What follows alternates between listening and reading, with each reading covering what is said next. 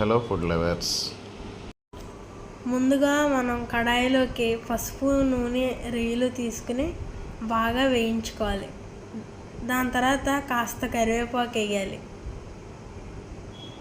దాని తర్వాత సన్నగా తరిగిన పచ్చిమిరకాయలు అలా హై ఫ్లేమ్లో పెట్టి తిప్పాలి.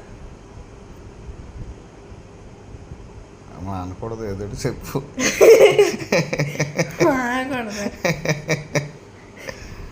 బాగా దోరగా వేయించిన తర్వాత దాంట్లో ఉల్లిపాయలు అవి పక్కకి తీసుకుని అదే పెనంలో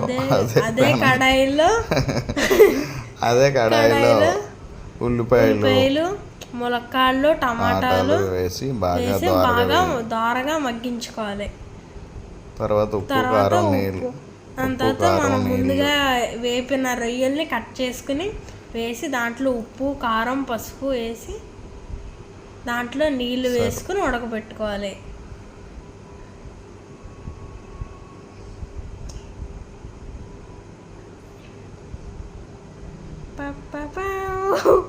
దడేల్ అంటది ఈ కూర తినగానే మేము నాలుగు దడేల్.